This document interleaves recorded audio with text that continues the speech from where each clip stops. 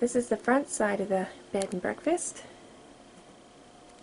I'm going to take you to the front door here. And above the door is where I keep the battery pack.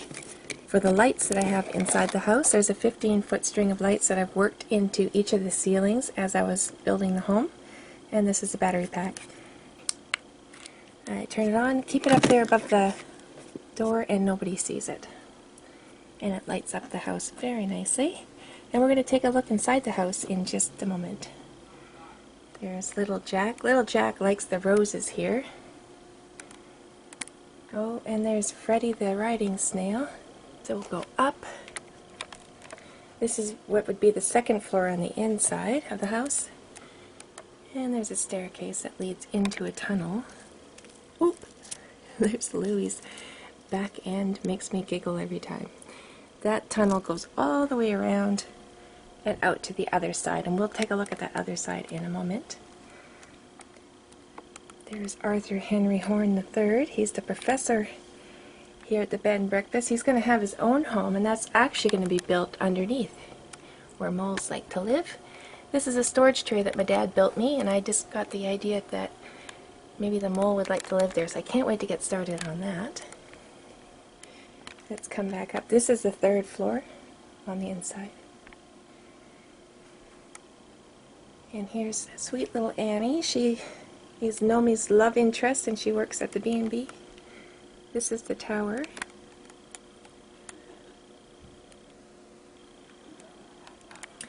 So the biggest change I've made since the last time I did an update was I added another room to the very top of the Gnome home.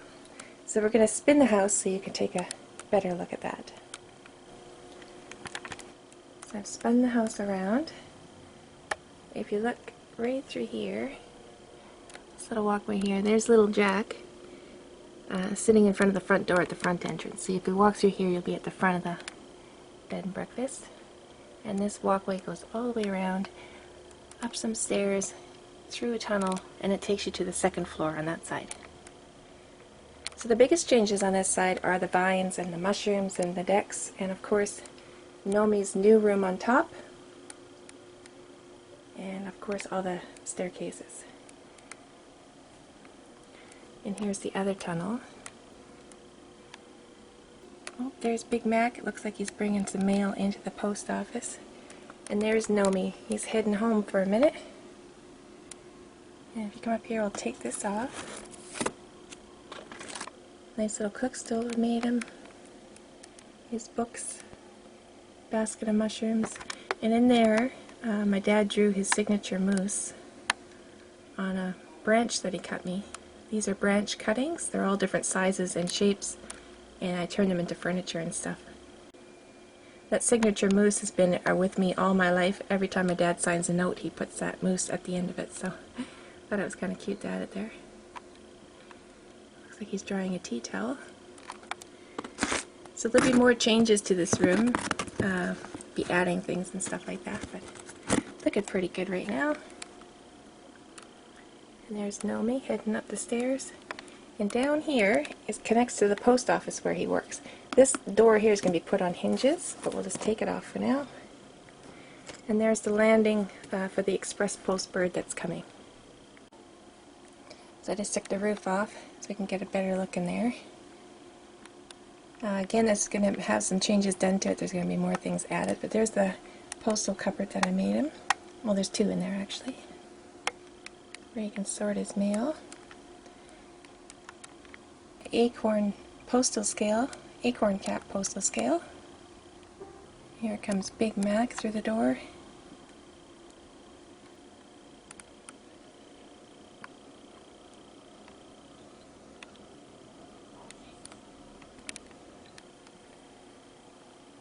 So we'll spin the house around and you can see the other side. So here's the other side. This side used to be wide open, and since then I've added this cover, and it keeps the dust out, does a good job. So the biggest changes you can see on this side is the cover and the Gnome's new room and some chimneys. There's going to be lots more added, like ladders and more chimneys and things like that, really cool things. The color will be changing a little bit as well. I keep adding to the bark. And you can also see inside each of these windows. There's a little bit of glare coming off, so I won't bother, but you can see into each room. So we'll just take this off. This is a one-piece cover, and I made it to fit snugly inside there so it won't fall out for any reason. So there's 3 floors on this side with 7 rooms in total. There used to be 8 rooms, but I took out a dividing wall here to make room for my bunk beds. And everything in this house is pretty much made by me. I make everything with tin foil and paper towel. You can see how I do that on my Facebook page or my blog. Those links are in the description box below. But yeah, most everything I've got in here is homemade. Things like this little suitcase, all made with foil.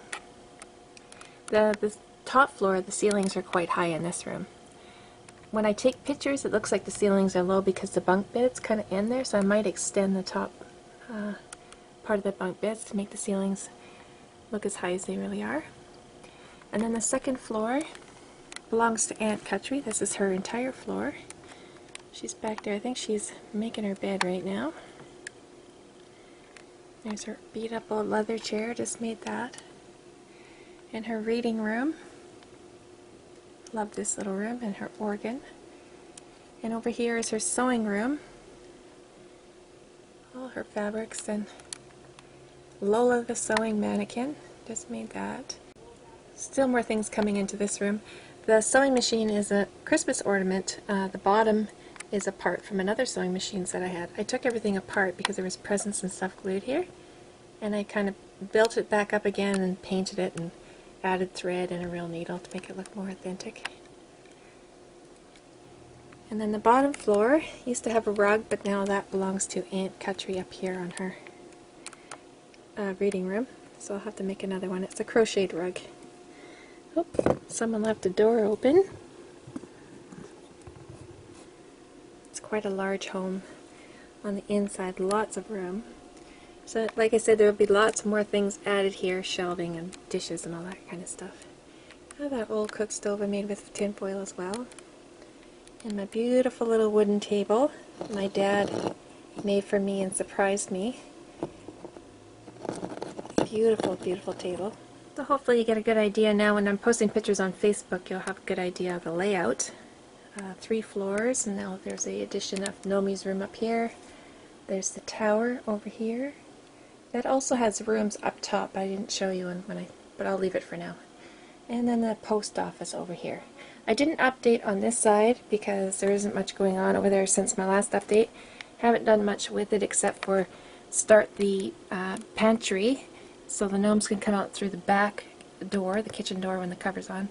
And they'll have the pantry root cellar type thing, and I'll be filling it up with canned goods and jars and things like that. But it's a large home. It's 5'6" now from the bottom of the wheels to the top of Gnome's new room, so it's a bit taller than I am. Very large home, and it's got a world of its own on each side. So you'll have to stay tuned. I got that mole's home in the works now. I'm going to start that pretty soon. So if you want to keep up to date on this house, stop by Facebook, give my page a like. Dollhouses and the things that go in them, I update there almost daily. Sometimes I take a little break, but most of the time I'm updating there almost daily. See you soon.